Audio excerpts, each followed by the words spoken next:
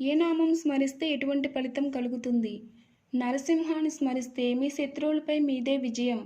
నారసింహాన్ని స్మరిస్తే సకల భయాల నుంచి విముక్తి. అచ్యుతాన్ని స్మరిస్తే తీసుకున్న ఆహారమే ఔషధంగా పనిచేస్తుంది. సర్వేశ్వరాన్ని స్మరిస్తే చేపట్టిన కార్యం సత్వరమే జరుగుతుంది. శ్రీలక్ష్మి విష్ణువులను స్మరిస్తే సకల సంపదలతో మీ గృహం కలకలలాడుతుంది. గోవిందాన్ని స్మరిస్తే సకల పాపాల నుంచి విముక్తి. ఓం నమశివాయ అనే మంత్రంలో నమశివాయ అనే 5 అక్షరాలు ఉన్నాయి. ఇవి ప్రకృతికి సంబంధించిన భూమి, నీళ్లు, అగ్ని, గాలి, విశ్వాసాన్ని సూచిస్తాయి.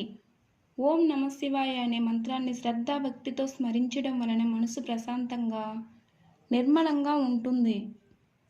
జీవితాన్ని ధర్మంగా అనుభవించేలా చేస్తుంది. శ్రీరామనామం.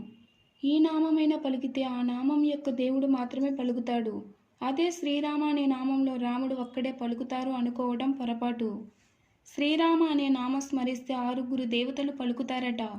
అది ఎలాగో మీరే చూడండి. రామ అంటే రాముడు పలుకుతారు అని తెలిసిందే. రామ అనే నామం ఉన్న చోటే అందరికన్నా ముందర వచ్చి ఆ నామాన్ని విని ఆనందించేది నిస్సందేహంగా హనుమంతుడే.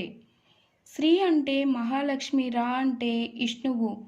ఓం నమో నారాయణ అనే నామంలో నుంచి రా అనే జీవ అక్షరం తీసుకున్నారు. మా అంటే శివుడు. ఓం నమశివాయ అనే నామంలో నుంచి మా అనే జీవ అక్షరం తీసుకున్నారు. శివుడు హనుమంతుడి రూపంలో భూలోకానికి రామసేవ కోసం వస్తున్నప్పుడు పార్వతీదేవి నాకు ఆ అదృష్టం కావాలి అన్నారట. అప్పుడు శివుడు ఇలా అన్నారు, ఈ అవతారంలో హనుమంతుడు బ్రహ్మచర్యాన్ని పఠిస్తాడు కనుక నిన్ను తీసుకువెళ్ళడం కుదరదని చెబితే అప్పుడు పార్వతీదేవి అయితే నేను మీ తోక రూపంలో వస్తాను అని హనుమంతుడి తోకతో ప్రవేశించిందట.